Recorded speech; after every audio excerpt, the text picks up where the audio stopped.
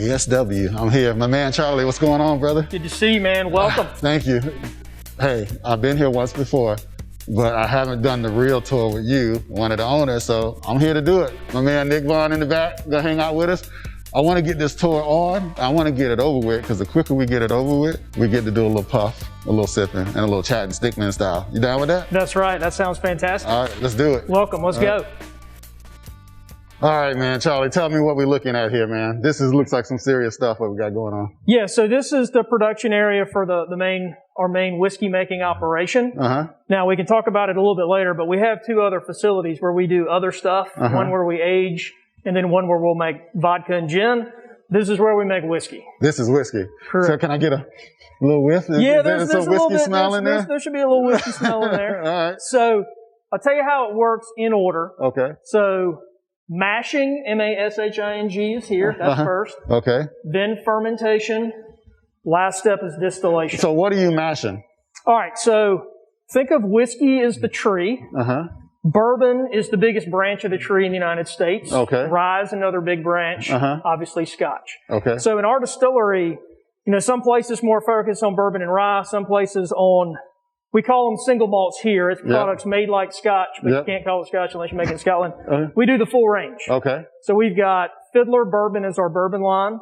Then we've got Resurgence Rye. Okay. So those are American whiskey styles. Okay. And then we've got Optic Promise and Tire Fire. Those are Scotch-like products. And then right in the middle is Duality Double Malt, which is kind of a bridge between the two. Okay. So we get a little tasting maybe later? Oh yeah, no, we'll get into all of them. Okay, let's do that. Let's do that. All right. So what kind of whiskey product you're making depends on what grains do you start with. Okay. So if you're going to make bourbon, by law, it has to be at least 51% corn.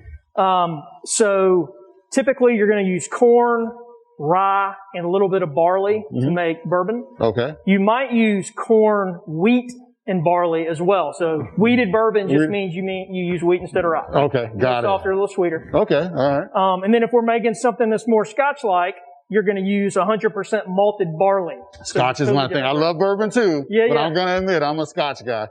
So we sell more bourbon and rye here than Scotch-like products, but the national recognition we've gotten, like in the San Francisco World Spirits Competition, we're the second most awarded craft distillery in the U.S. since 2018 in San Francisco, has been mostly our Scotch-like products. I came to the right place, everybody. So one thing we'll have to get into is we have a product called Maris Otter, which was a one-time single malt we made that won Best Craft Whiskey in the competition in San Francisco in 2020. Okay. So it was rated the single best craft whiskey on earth, made right here, 100% Atlanta, Georgia. All right. All right. Hey, let's do it. What else? Okay. So we're going to mash. We're going to start here. We're going to put whatever product we're making. We put our grain in, add water, cook it at high temperature, cook a couple hours, cool a couple hours. Okay. Pump everything from there into two of those fermentation tanks. Okay. Add yeast. Yeast is a single-celled living organism that eats sugar, creates alcohol. So ferment for 2 days in there. Then we've got this grain soup that's about 8 to 10% alcohol by volume. Then we pump from there, grain and all, directly into the big still. This big boy, okay. Correct. All right. So pretty much every American whiskey and Scotch is double distilled. So you do this 2 times. Thus you have 2. 1, 2. So when somebody says triple, there's a third one. There's a third one. Okay. So like Irish whiskey is triple distilled. So that's commonly done. Now, if you're going to make vodka and you're going to distill it 6 times or 10 times, you're not going to do it on pot stills. This is like 1500 AD Scottish whiskey making equipment. Okay. We do things old school. So this isn't some new stuff then. No, well, I mean, it's new, but it's new. The technology goes way back. Correct. This is the same. These are basically just big kettles. Okay. So if you go to Kentucky, they have what's called a column still, and so that's a more technologically advanced piece of equipment. So it's more efficient, but the trade-off is you lose a little bit of control over what goes in the barrel. When you make it on pot stills, the way we make it, you exercise total control. So you make more flavorful whiskeys. They just taste good more. And that's why your stuff is so good. That's why it's so good. That's exactly right. That's exactly right. Let's do it. Okay. What else? All right. So when we distill, we boil it. Alcohol boils at a lower temperature than water. So alcohol boils at 173, water's at 212. Okay. So the alcohol compounds turn into a vapor while water's still in liquid form. Alcohol vapor boils, capture that vapor, cool it off, you condense it, it turns from vapor to liquid, and so the product that comes out is a higher percent alcohol by volume than what you started with. Oh, okay. Right? So you're pulling the alcohol out. Okay. So think when you make vodka, you do that over and over and over until you get something that's more than 190 proof or 95% ethanol. You get rid of everything but ethanol. Okay. When you make bourbon, you distill it to less than 160 proof, so less than 80% alcohol. Okay. And usually it's in the 60s percent alcohol. What that means is when you make bourbon, you leave stuff in that when you make vodka, you get rid of. That stuff you leave in is what gives bourbon flavor, which vodka by definition lacks. Vodka by legal definition has no distinctive taste, odor, color, character. But right when you make it, those flavors are harsh. If you've had moonshine, you understand what that means. That's right. So you put it in a charred oak barrel. By charring the inside of the barrel, you create a layer of charcoal, which is a good filter, releases sugar, and over time it filters out the harshness and imparts wood flavor. Okay. So that's the difference between vodka and bourbon. All right, so the way that works practically, we got this grain soup, 8% alcohol, we pump from here to here. On the other side of that brick wall is a big-ass boiler, that's our heat source. Crank it up. Alcohol vapor boils first, goes up the neck, down the arm, into that cylinder where it just cools off, turns into a liquid, goes into this tank. So after the first distillation, we've now got a liquid that's about 25% alcohol. What's left over in here is all that grain and water. Pump that into those tanks. Farmer's going to come pick that up and feed it to his livestock so we don't waste anything. Oh, okay. I like that. Right? Yeah, so we have almost no waste here. So we've gone from 8% to 25%. Then we pump what's in here to the second still. We do the same thing. We boil it, turns into a vapor, cools off in the cylinder, goes in here. The big difference is, over here, everything that goes through the system makes it to the next step. Over here's where the magic happens. So if you know heads, hearts, and tails, making cuts, this is where our distiller decides, of all the liquid that comes out, only a choice part makes it in the barrel. What do you do with the rest of that? So, the first stuff that comes out is the heads. It's got a lot of impurity. Okay. This tank has two chambers, a small one and a big one. Heads go in the small one. Okay. Liquid's coming out. Our distiller decides we're to the end of the heads. Now we're to the hearts. We're to the good stuff. He flips a valve, and now the hearts go into the big tank. So we've physically separated heads from hearts. The way he's doing that, you'll notice there's not a control panel in here. We should separate heads from hearts too. Yeah. As people too. Anyway, that's right. We'll say that for the puff sip chat. Let me get a little whiskey in me first, and then we can get into the heart. All right. So the way Justin's doing that though is he's been making whiskey more than half of his life. He's tasting, he's smelling, he knows the proof, he knows the temperature. There's no computer program that does this. He does this 100% by hand. Are you kidding me? This is all done by hand. Wow. So, and you notice everything's gravity fed, like we do. Pulling it down. It's all old school. So, all right. So heads in here, hearts in here. That's the good stuff. He's tasting when he determines we're to the end of the hearts. We're now to the tails. So the heads have too much impurity. The tails have too much water. The water that's boiling after the alcohol comes through. So he makes the second cut, flips a valve. Now the tails are in here with the heads. Hearts is by itself. Hearts goes into the barrel, which we'll go see in a minute, to age. Heads and tails we keep. The next day when we pull what's in here, which remember has been distilled one time, and put it in here to distill it a second time, we're going to take the heads and tails from yesterday and put it in the still and then run it with it all mixed together. So it lets us be more efficient. We capture good stuff we missed yesterday, and it provides continuity. So every run of bourbon we ever do has molecules from every previous run we ever did. And we'll do that perpetually for each product. So in theory, they're like, somebody told me a long time ago that on a grill, if you cook on that grill, over time it gets seasoned up and your food actually tastes better? Yeah. Is it the same kind of concept? I think that's fair. Okay. I think that's fair. All right. So at this point, we've now got the heart that's ready to go in the barrel. So we can walk over there and we can talk about barrel aging. All right, let's do it. Show me the way. All right, that was some serious stuff you just showed me, Charlie.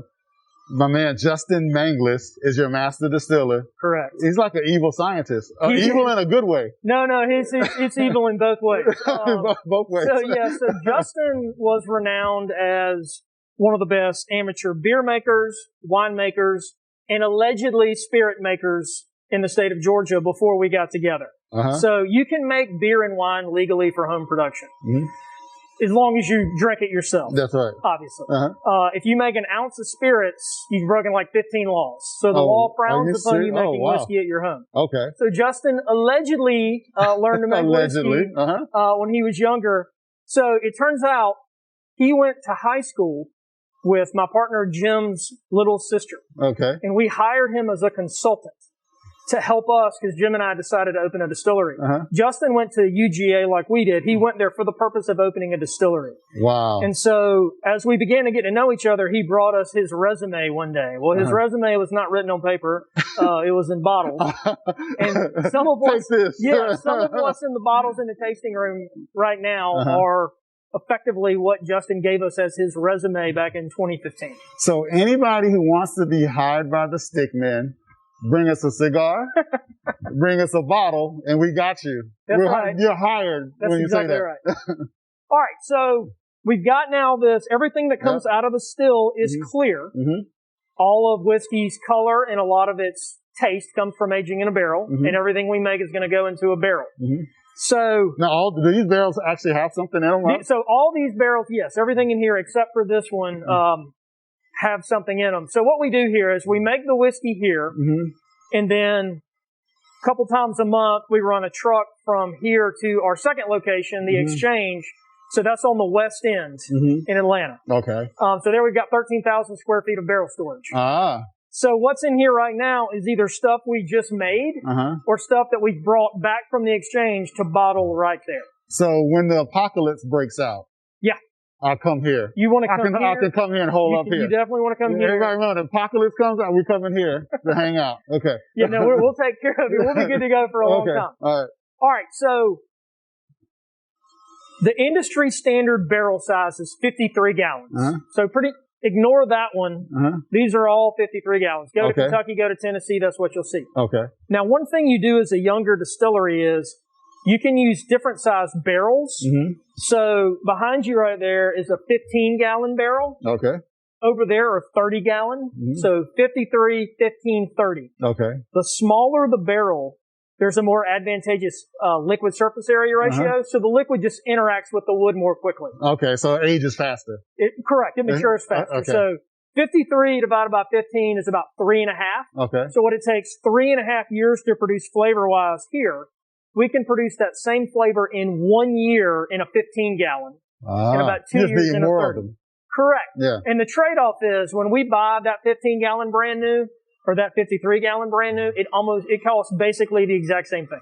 Oh, wow. So using smaller barrel multiplies So you're definitely less efficient. Correct. But your product gets to market faster. You age everything faster. That makes sense. So when we first got started, we would do lots of 15s and 53s, and then we really don't do 15s much anymore. We'll do some 30s and 53s, and then over time you get to where you only do 53-gallon barrels. Gotcha. Now, one thing that's cool is that you can do second agings in different style barrels. So bourbon and rye by law have to go into a new charred oak barrel. Okay. New is the important part. So as a single malt Scotch fan, you know, Scotch is typically aged in a once used barrel, typically a bourbon barrel. So in Kentucky, what they do is they just ship all their old barrels over to Scotland to get used. We usually send ours to breweries around town. They do barrel-aged beers. Okay. But what you can do is, if you want to do a second aging on something, so we did a Resurgence rye. We've done a port cask release where we aged it in a new barrel and then put it in a port cask. And so that's a sherry barrel right there. Okay. And we've done a Resurgence rye finish in a sherry barrel. And this is a secret barrel where we're doing a secret project. But, if you told me, you'd have to kill me. If I told you, I'd have to kill you. I don't want to do that on camera. That's not a good business decision. So how many bottles can somebody get out of one? So out of a 53 gallon, you're going to get, depending on how old it is, anywhere from, call it 250 to 290 bottles.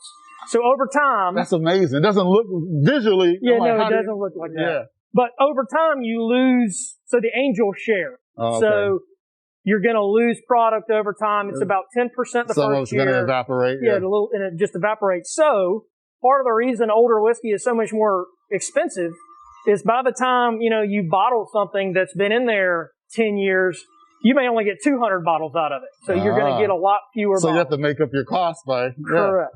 Wow, I didn't know that. That's new. I did not know. So the hardest part of the whiskey business is capital. I mean, every one of these barrels is about $1,000 of cash. That's just sitting here. Just sitting here waiting for the right day. Yeah, wow. I don't want to do the math. It hurts my feelings. Oh man, that's awesome. Okay, great. Thank you. This is awesome. No, agreed. It is awesome. I'm a whiskey fan, but now after the way you just broke it down, I mean, now I feel like a knowledgeable person. Yeah, no, you're an expert. Now I want to do a little tasting. Can we do that now? I'm even better at that than I am. Yeah, and I heard you like cigars too. I do like a good cigar. All right, so hey, stickmen, we'll be right back. Check us out.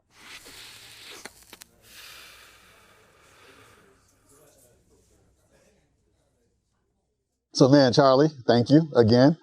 For folks at home, you probably know more about making good bourbon. I'm going to say good bourbon because probably people out there doing some shit that don't really stack up to what you just showed me. So, I'll take that. We learned a lot. So thank you. I know the audience is going to learn a lot or did learn a lot. And so now what I was really looking forward to is not only learning, but now lighting up. It's a Friday afternoon, kicking back. Got the, what's behind me here? I got the ASW Distillery. It's our Airstream. It's your Airstream. Do you actually take it anywhere? We take it to some events. Okay. We've redone the inside to turn it into a bar, so we can pop the side open right here and serve whiskey out of it. What? Okay, I love it. All right. Whiskey going mobile. Whiskey going mobile. Okay. Right. So I am here, everybody, with Charlie Thompson, one of the owners of ASW Distillery, and Nick Vaughn, head of sales. Is that right? I am just sales, outside sales. He is the sales guy. Yeah. I'm just the sales guy. You know what? I'm the sales guy. I'm gonna give you a different title, man, because I'm gonna call you the rainmaker, because salespeople are the rainmakers, man. I like that. He is a rainmaker. Rainmaker, man. Yeah, put rainmaker on his card. Can you handle that? It's done. Get on that, Charlie. Top of the list for Monday morning. Priority.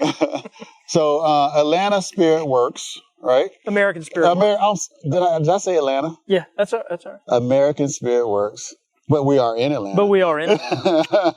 But tell me, man, you guys have been on a journey. You and I talked about it a little bit earlier, and I'd love to hear just kind of over the last, 10 years ago? Yeah. That this all kind of started. Tell us a little bit how this came together. Yeah, so my partner, Jim Chasteen, he and I were fraternity brothers and roommates at UGA back in the mid to late 90s. And fast forward 2009 or so, we were both just drinking a lot of whiskey, kind of exploring, doing it as a hobby, doing it for fun. And that's a good hobby. It is a good hobby. And at the time, we were drinking a lot of rye. So rye is everywhere now, but you think back, 2009, it really hadn't made its comeback yet. You don't see it on the shelf like you do now. So we had this great idea that we would make our own rye. So as I mentioned, inside, making whiskey at your home is frowned upon by the government. So allegedly... Don't do it, anyone. Don't do it. Well, there's two reasons. One is that a still that's not properly made is basically a pipe bomb. So which is not good. So you might blow yourself up. You might blow yourself up. Okay. Two, historically, whiskey, even when you adjust for alcohol content, has been taxed at a much higher rate than wine and beer. Okay. So what it's really about is the federal government doesn't want to miss tax revenue. If you make whiskey at your house and drink it, they don't get their money. You mind if I cuss a little bit? No, I cuss so much. That's some bullshit, man. That's some serious bullshit. So anyway, Jim and I experimented around, kind of figured out how the whiskey making process works. Okay. And we kind of dabbled with it for about a year and a half and started to think about really doing it as a business. And so we had a really obvious realization. Everything that comes out of the still is clear. Anything that's brown ages in a barrel, and that takes time. So if you want to start a company and sell rye as your first product, you have two choices. Spend all your money, put it in a barrel, and hang out for a couple years. Or you can go buy some rye that someone else made a few years ago, brand it, market it as your own. So we didn't want to do either one of those things. So we said, all right, let's start with something clear, something we can make on Monday, sell on Tuesday. So we didn't want to start with vodka. because we're not Russian and I'm not my little sister.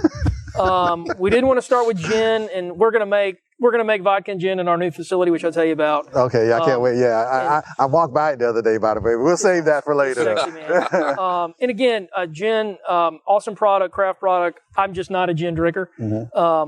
So we're whiskey people. We said, let's make whiskey. Okay. But it's got to be clear whiskey because we need to sell it fast. Most people's clear whiskey experience is something that comes in a mason jar at the end of the night after all the beer runs out. We were not trying to make moonshine. American Spirit whiskey. I've had a little moonshine. I've had a little moonshine. You know, and don't knock a little moonshine. No, I love a little moonshine. You know, especially when the budget's a little tight. It's not something I want to make as part of my regular routine. No. So American Spirit whiskey was a very moderate white whiskey. So it has to go into a barrel, but not in there long enough to pick up any color. So we started having that made at another facility in Charleston, South Carolina. Okay. Got that on the market in 2011. So from 2011 to 2015, Jim and I were the whole company. Okay. So we did everything there was to do. We called on accounts. We did festivals. We did all that stuff. Okay. 2015, we said, all right, we've got this great whiskey tax shelter because we lose more money every year than the one before. We either always showing a loss.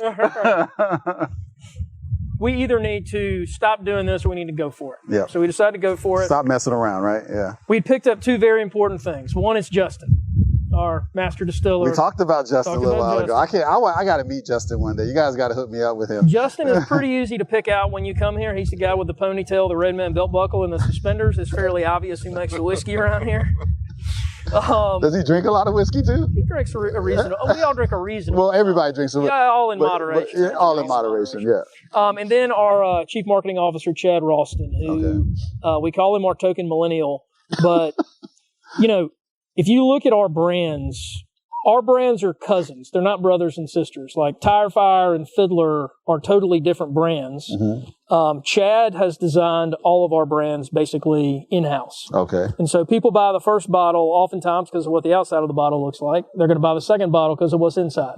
Okay, so Chad is the guy, the look and feel guy. He's the brand guy. He's the brand guy. He is absolutely brilliant. Okay, and then Justin's the evil genius that's mixing it all up. He's the ultimate. And your role as...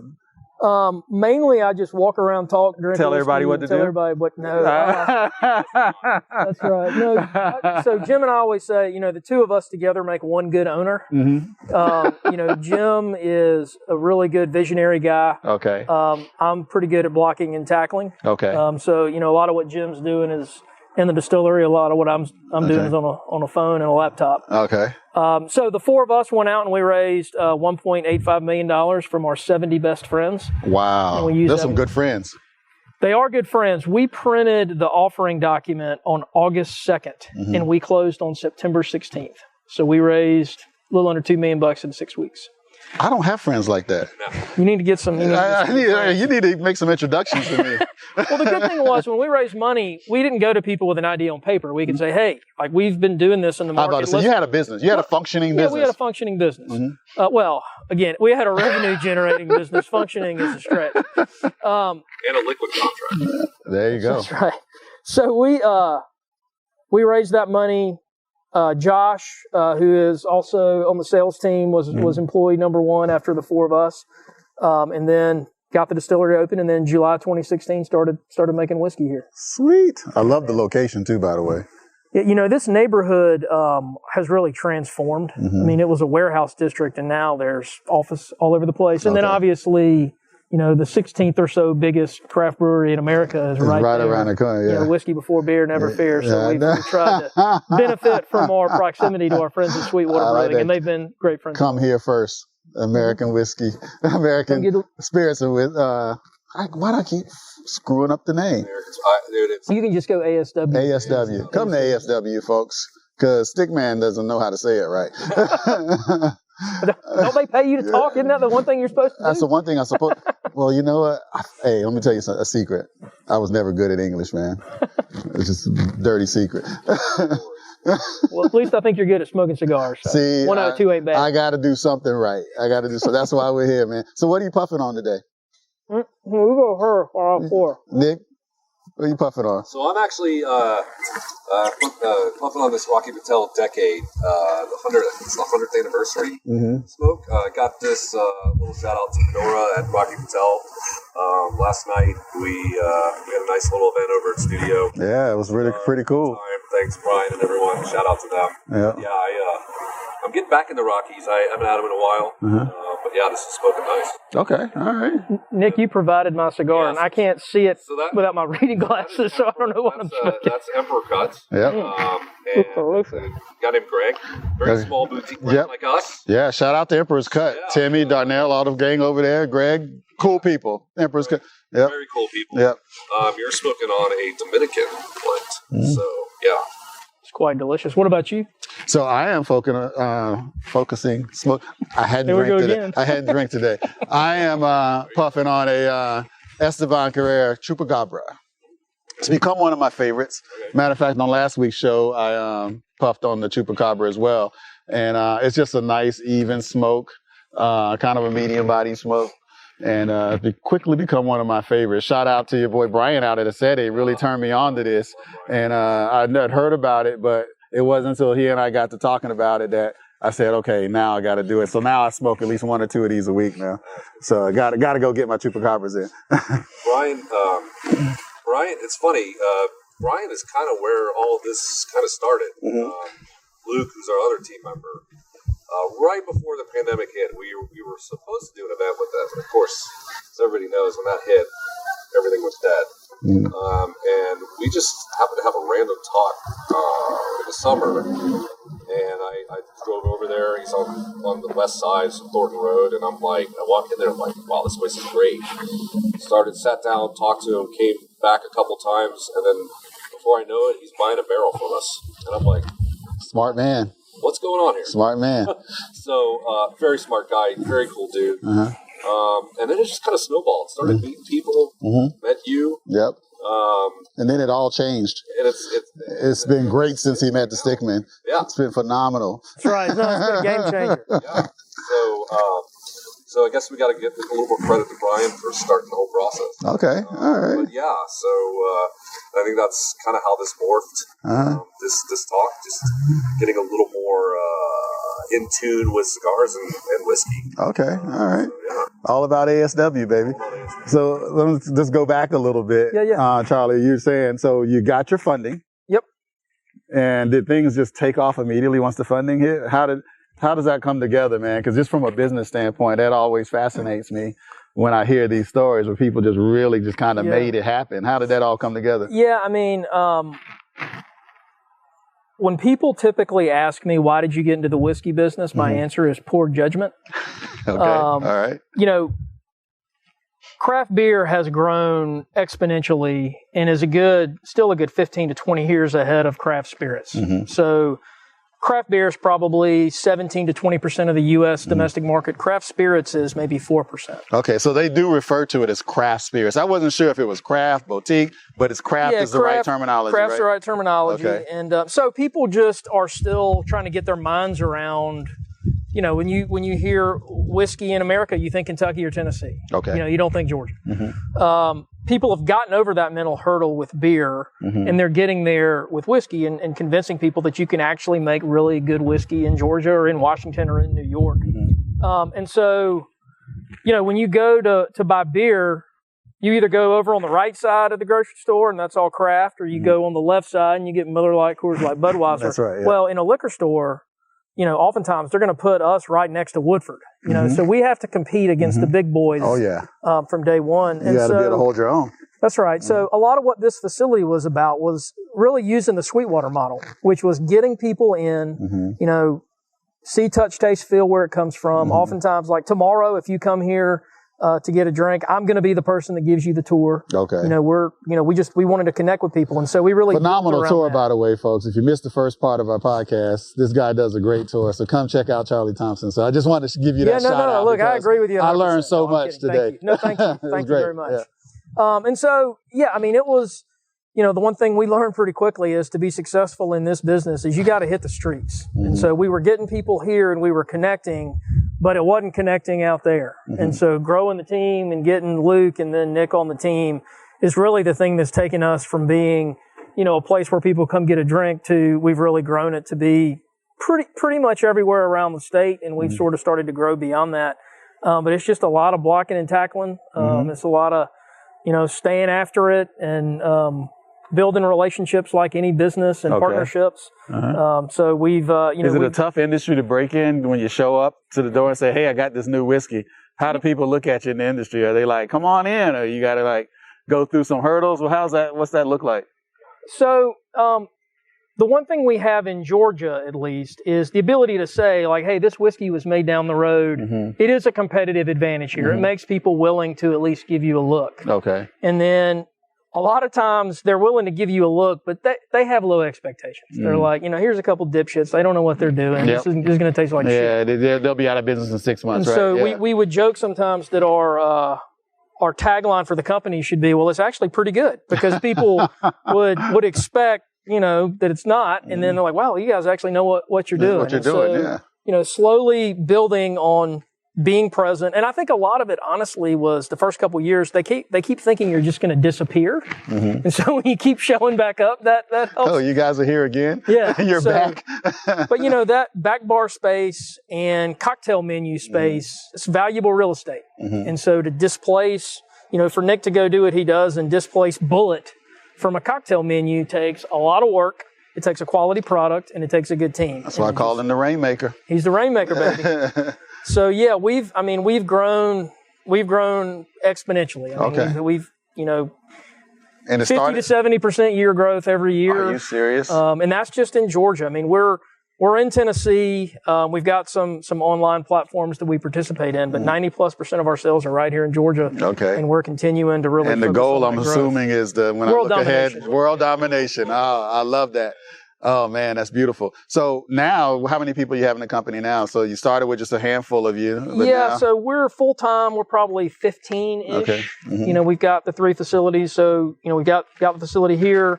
Couple folks, production, folks who work in the tasting room full time, have the second location where we age. Okay. And then, as soon as we get right with Cobb County Fire Department, which is hopefully next week, we will have our 3rd facility open at the Battery, where the Braves play. I cannot wait. And it's right around the corner from one of my favorite lounges in the city, Burn, by Rocky Patel. Yeah, no, we're 20 right yards away. Yeah, you never need to leave that block right there. You don't even need to go to the stadium. I just may put a lawn chair in between. You think they'll kick me? They might just kick me out, though. They might not. The Battery people might not allow that. But okay, all right. I'm sure you've been kicked out of nicer establishments in your day. Probably. Just saying a little bit. Appreciate that. So no, I will say, the number one thing Jim and I have done well is we have been able to find people smarter and more creative and more talented than we are. And at the end of the day, that the juice, the branding, and the people making it happen are not me and Jim every day. It's our team. That's beautiful. And I tell people that all the time. When it comes to leadership, people have the misbelief, I think, in business a lot of times that you have to be the smartest guy in the room if you're the leader. No, you do not. You do not have to be the smartest person. Get out of people's way. Get out of people's way. Hire the right people, hire talented people, and let them do their jobs, right? Yeah, I'll tell you, it's been, I've been involved in different ways with a couple of different startups, and I haven't been around a company where pretty much everyone that comes stays and works, and we've just been very fortunate, the folks that we've been able to That's awesome. attract. So. And you got this guy over here. I want to hear Nick's story in a second here.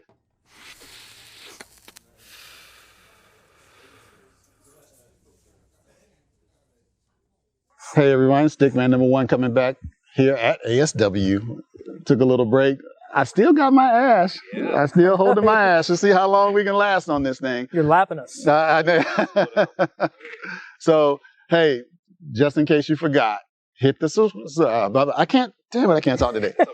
Hit the subscribe button, hit the like button, and do not forget to hit that little notification bell to the Stickmen podcast. All right, we appreciate it. Thank you for the support back here at ASW. Charlie, Nick, man, you hired the guy, the Rainmaker. The Rainmaker. Nick, you told me the other day, man, that you've been in the business how long? So professionally going on 11 years. Okay. So And now does this start kind of like Charlie's story where you start off just drinking a lot and then it just kind of transforms from there? Yeah, it's kind of a funny story. I actually was in healthcare.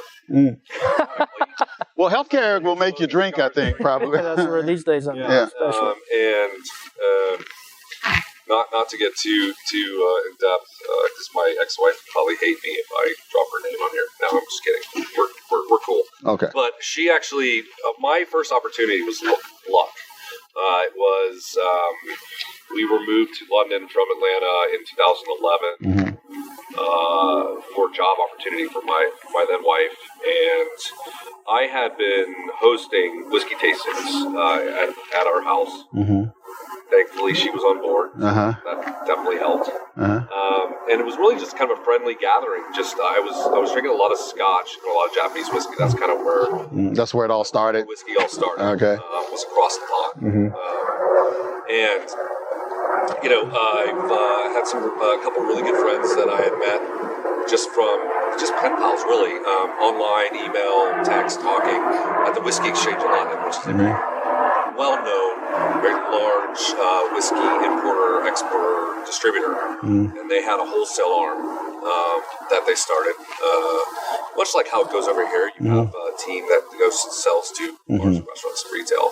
And I talked to my buddy. I said, "Look, I'm moving over there. Do you guys have anything job-wise?"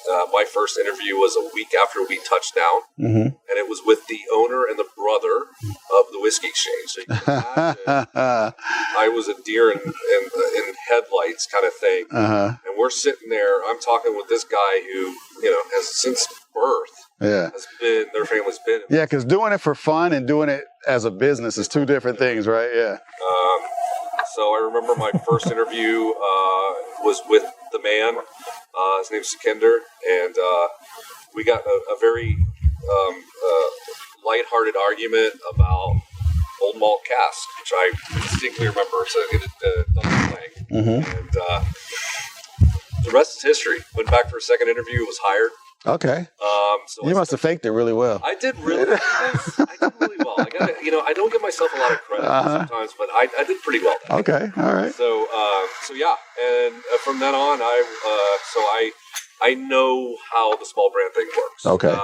We, as a big distributor over there, I mean, you're dealing with, just like any distributor over here, you're dealing with hundreds and hundreds of brands, products, and that really was usually how it works in the beverage industry. Is you usually start behind the bar, you're doing, bartending or hosting. I kind of went the opposite way. I started really on the wholesale side. Okay. So I learned a lot about really just working with brands, but also working with bartenders, hospitality industry, hotels, things like that. And working from, big brands and small brands. So I got kind of the scope of everything. So you got to see a little bit of everything. So I cut my teeth very quickly and in a very competitive market like London in 3 years. Moved back here. And then, again, by luck, got a very good offer from 1821 Bitters, which is another local company here. And Missy and Kristen were incredibly grateful and accommodating, and I basically joined on with them as the director of sales and marketing, and we built that brand pretty well for the last 5 years. And on that whole time, I was at ASW a lot. I mean, let's be honest, I'm not an official ASW guy. You were a fan. You were a fanboy. You were an ASW fanboy. That's what you were. So when the opportunity came, it was a no-brainer. Okay, so you guys kind of knew each other, had met already. It just have set it up perfectly. 1821. They were great with the transition. It was time to move on. I wanted to be back talking about whiskey. It's where I started. It's where I kind of want to end up. Okay. So yeah, and then again, weird times, weird circumstances really joined up when everything went to hell. But it was one of those feet all in, jump in the deep end, and it has been an incredible ride. So it has. It's amazing. I've almost been here a year. Right? Wow. Yeah, time flies. Yeah. So yeah, it's worth telling from my side. Nick had been basically working as an unpaid salesman for us for some time by the time he actually joined us, because obviously did you hit him up for some back pay? Checks in the mail, baby. Checks in the mail. you know, because cocktails were driving so much of our sales, and just how you build the brand oftentimes is in a cocktail at a restaurant, a consumer has to make much less of an investment. Buy a $12 cocktail, you don't have to go buy a bottle. And so we collaborated a lot, and we decided we needed to bring another salesperson on, and it really wasn't, there wasn't a conversation. We were like, well, let's see if we can hire Nick. The main challenge of the whole thing was because we had such a good relationship with 1821, anytime you bring over somebody from one of your partners' teams to your team, but they, like Nick said, they handled it wonderfully. And yeah, I'm pretty sure your first day was like March 1st, maybe? March 10th, 16th? The last day at 1820 was March 10th. Okay. So, the world ended. So you're right at a year. Almost right at a year. All right. So as you can imagine, a lot of our business comes from bars and restaurants, and we generate a decent amount of revenue through tasting rooms. And so, a week into Nick's tenure with ASW, the world ended. And so, part of Nick's value add was really helping us in the on-premise, in bars and restaurants, because he's the ability to still out there making it happen, man. In spite of the challenges out there. Well, so what we said was, hey, I know you're really comfortable in bars and restaurants, but what we need you to do is spend 100% of your time in liquor stores, which is a totally different ball game. Yeah. Different ball game. And he's just absolutely killed it. And so it's worked out wonderfully well. There's a liquor store by my house that I think it's Bullock's. Oh yeah. That you guys are in. And before I'd ever had Fiddler, the Unison, I'd seen it up there, but I honestly didn't know. But now I'm like, damn, Reggie, you were slipping on that one. We knew you'd come around. I've come around. That's right. So your company of 15 people, what's a typical day like around here, man? Does everybody do a little bit of everything? Because it seems like you're booming, so I got to imagine everybody wears multiple hats. Is that? Yeah, one of the things that was really important to Jim and me from day one was there was no job that he and I wouldn't do. And so, like I said, you come tomorrow and I'll give you your tour. And then when we close, I'm going to be the one, I'll go in and clean the bathrooms. Okay. And I think when people see the folks who started the company cleaning toilets, that conveys that we all do everything. So yeah, man, I mean, we all, Nick is going to be out hitting the streets or he's going to be doing events or promos, and then he's going to come work in the tasting room and give tours as well. Nice. So we all try to do everything. Everyone is a salesperson. Whatever your job is, we're all selling. When you're this size, everyone's pitching in on the sales, right? That's right. And the good thing is we all have different perspectives on how you make a sale. There's not one particular way that you give a sale to a consumer or to a retail person, to a bar person. Everybody has their own personality. And I think that's an important piece too. Josh has a certain way he deals with his customers. I have a certain way, Jim, Charlie. So, and that extra added value is the fact that when we have people down here and they see that the ownership, the main drive, the company's from the ownership, and they're doing everything. Yep. They light up. They're like, wow, that's incredible. That is beautiful. You really do everything yourselves here. You're living it. Yeah, that's right. Jim's on the forklift. Nobody lets me drive the forklift. No one's let me. It's a shame what happened to that dog that time, right? Yeah, no, it was really sad. Really sad having to tell that little girl. But no, we're in a consumer products business. I mean, that's a manufacturing operation, but we're also in the hospitality business. That's so true. You have to wear a lot of hats, but you get to wear a lot of hats. Are you making whiskey every day? Is it like a 7-day-a-week operation to keep the whiskey going? We're a 6-day-a-week operation. 6-day-a-week? Okay. We had to cut back production a little bit last year just to, we were just kind of saving cash. But now we're cranking back up, cranking out as much as we can. And the thing about this business is you got to have some foresight too, right? You got to do a lot. It's probably a science just to predicting how much you need 5 years from now. That's right. Well, it's as much art as it is science. But yeah, I mean, if you're growing quickly and you say, look at what we did this year, and if I want to keep growing, well, my revenue opportunity 3 or 4 years from now is what I make today. And so you have to constantly be willing to bet on future growth because you're putting that... You're betting on the future, literally. Every day you are taking every dollar of cash you can generate and putting it back into a barrel to, sell hopefully again in 3 or 4 years. So wow. Talk about a long sales cycle. It is a long sales cycle. That's back to my comment about poor judgment earlier. So we talked about, world domination is the goal. And I love that, by the way. But before you dominate the world, you're dominating Atlanta, right? So we talked about it earlier. You got this whole battery thing coming up, man. Yeah. How's the battery location going to be different from what we have here? So there's different ways to grow a spirits brand. And some people in our shoes go raise a bunch of money and they go into 30 states and they sponsor a NASCAR team, you know, like that. And that's just a different strategy. Our strategy was, let's grow slowly and organically. Let's own Georgia and then let's slowly expand from there. And so as we evaluated where to spend the next dollar, there's more people who haven't heard of us that live in Braves country than live, you know, in all the cities in the neighboring states. And so we said, let's really access the northern arc. Okay. Because there's a lot of growth opportunity there. But 23% of the people coming to a Braves game come from more than 100 miles away. And I did not know that. So accessing... That's going to expand just the exposure alone, right? Yeah, you know, the Braves are the home baseball team for Alabama and Tennessee and North Carolina and South Carolina and all the respectable people who live in Florida. I assume that reaches down... all the way down to Tampa. All the way close to Tampa. I'm sure there's some Rays fans down there, and God knows what those South Florida people are doing. That's another country. That's a different country. State. Yeah, exactly. So the battery, you know, definitely the experience and the vibe when you go in there is similar. But, you know, we're making vodka and gin there, so it's different products. But one of the things that's common to all of our spaces is you can go get a drink anywhere. People who come to our facilities, it's an experience. We want people to learn. We want people to go on a tour.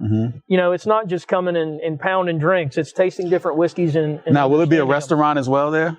Just strictly a bar? It'll just be a whiskey tasting room. That's right. Yeah, wow. We'll partner with other restaurants in the Battery to have food options, but I don't want to be in the food service business. So we're going to make vodka and gin there on site.